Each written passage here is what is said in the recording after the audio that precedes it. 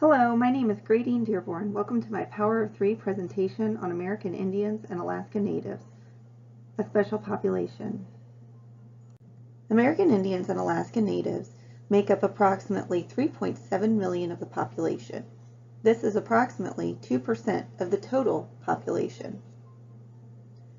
Members of the 567 federally recognized American Indian and Alaska Native tribes and their descendants are eligible for healthcare services provided by the Indian Health Service, or IHS agency, within the U.S. Department of Health and Human Services.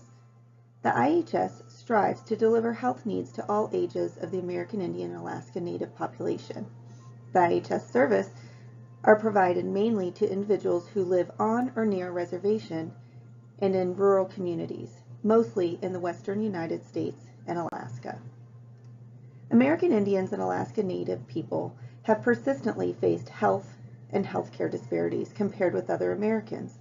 Lower life expectancy and the disproportionate disease burden exists perhaps because of inadequate education, disproportionate poverty, discrimination in the delivery of health services, geographical isolation, inadequate sewage disposal, low income, and cultural differences. These are broad factors that predispose and enable this population to persistent vulnerabilities in access and quality of care. They report poor physical and mental health outcomes, while tribal health providers and the Indian Health Service operate in a climate of significant underfunding. Additionally, American Indians and Alaska Natives are less likely to be in the workforce, with a reported 41% higher poverty rate than the overall population, resulting in additional stress on the working families. American Indians and Alaska Natives are more likely than the overall population to report being in fair to poor health, being overweight or obese, having diabetes and cardiovascular disease, along with experiencing frequent mental distress, with a suicide rate 2.5 times higher than the national average in adolescents and young adults. Some of the leading diseases and causes of death among American Indians and Alaska Natives are heart disease, cancer, unintentional injuries such as accidents, diabetes, and stroke.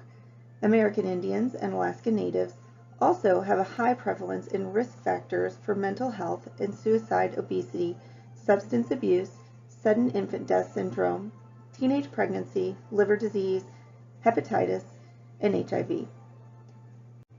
Most Americans enjoy a higher health status than the lingering disparities of American Indians and Alaska Natives. In trying to account for the ongoing and lingering disparities, healthcare policymakers, experts, and tribal leaders are looking at many factors that impact upon the health of Indian people, including the adequacy of funding for the Indian healthcare delivery system.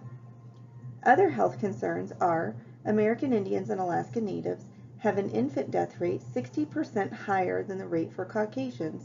American Indians and Alaska Natives are twice as likely to have diabetes as Caucasians. An example of this is in Pima, Arizona, which is now one of the highest diabetes rates in the world. American Indians and Alaska Natives also have disproportionately high death rates from unintentional injuries and suicide. In 2012, the tuberculosis rate for American Indians and Alaska Natives was 6.3 as compared to 0.8 for the white population.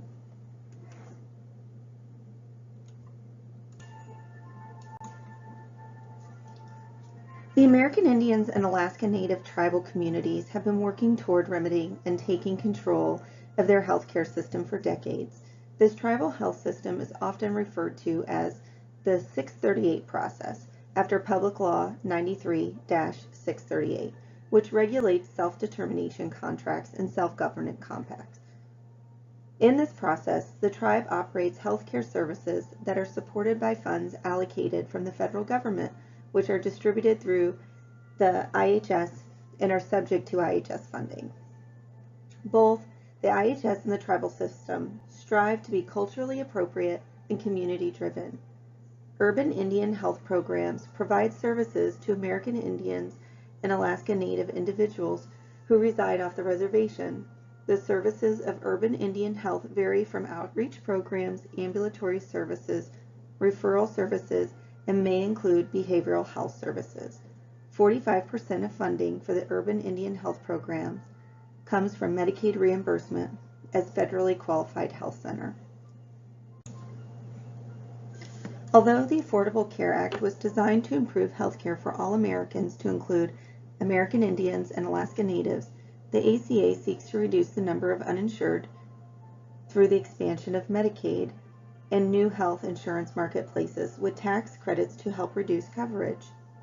94% of American Indians and Alaska Natives are uninsured and have incomes in the range to qualify for these coverage expansions. Unfortunately, in the states not expanding Medicaid, many American Indian and Alaska Native adults will continue to face a gap in coverage since they will remain ineligible for Medicaid, and those below the 100% poverty level will not be eligible for the tax credit subsidies for marketplace coverage. Half of uninsured adult American Indians and Alaska Natives with incomes below federal poverty level live in 26 states not moving forward with the expansion at this time, making obtaining access and quality health care to this vulnerable population a persistent concern. Collectively, American Indians and Alaska Native individuals and communities present significant health burdens and display great disparities in both physical and mental health status. Given their health vulnerabilities and the structural constraints of dependency on the federal support for healthcare services, the implementation of the ACA has the potential to greatly affect the health and quality of life of the American Indian and Alaska Native population. This concludes my presentation. I'd like to take a moment for you to think about a few discussion questions.